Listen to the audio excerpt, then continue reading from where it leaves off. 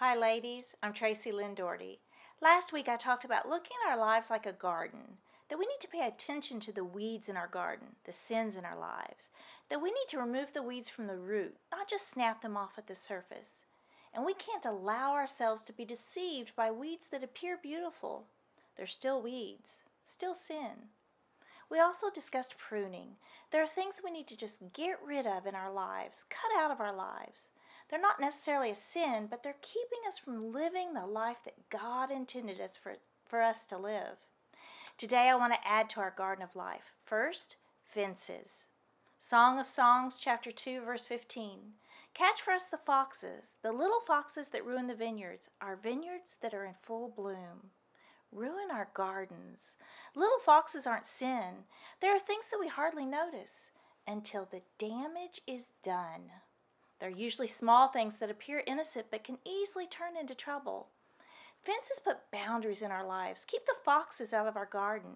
It's okay to set boundaries. In fact, it's critical to keep our garden protected, our life healthy.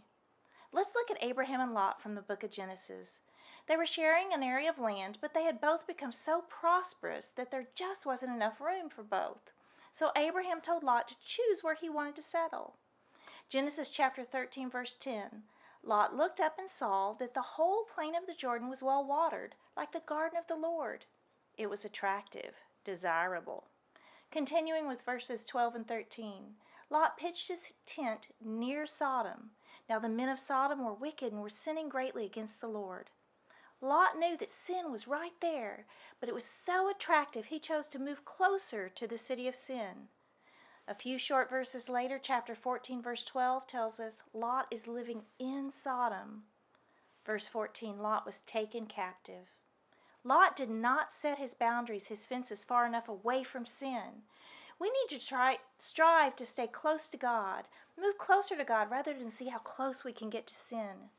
Many times women ask me, when does this, whatever this is, become sin? When the Iraq War started, most of the men where we were stationed were deployed. There were very few men left behind.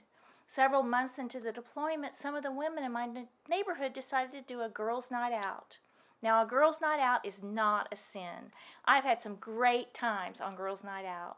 But they decided to do girls' night out at the local bar. If you are married, you should not be going to the bar, period.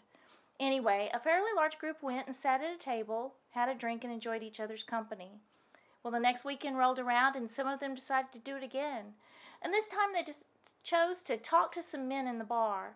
Living in a community of mostly women, well, you can get a little tired of women. There's something different about having a conversation with a man. And they were only talking to these men. That's not a sin. But it continued every weekend. The group of women did get smaller and smaller.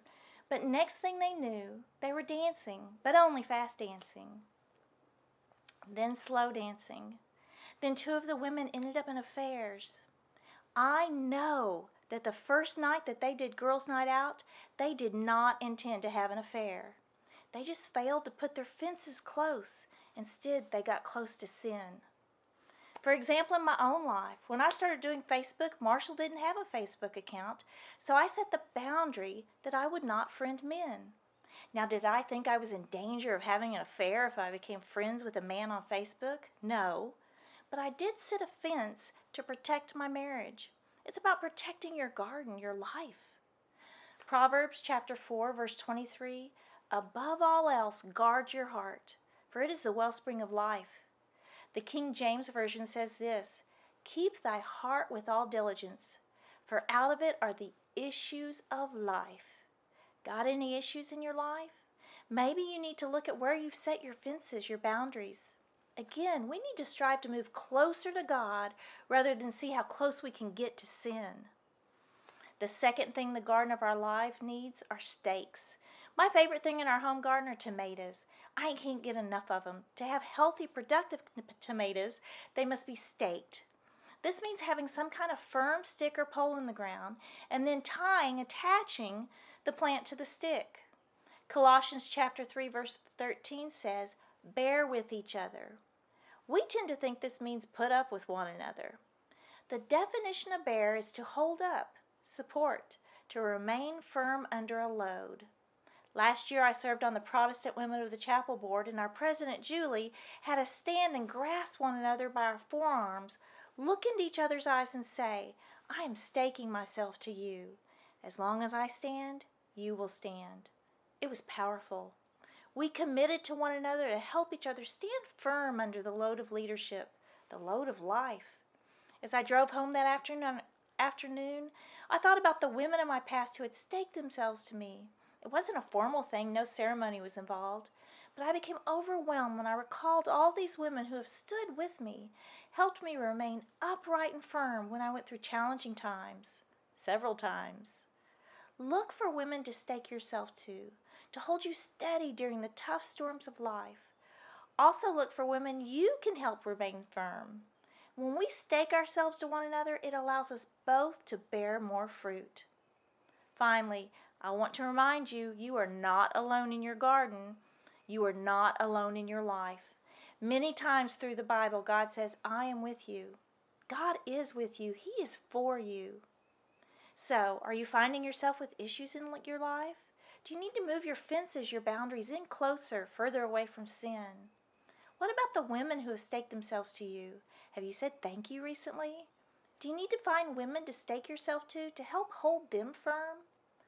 I would love to hear from you. In the comments below, who has been a stake for you in your garden of life?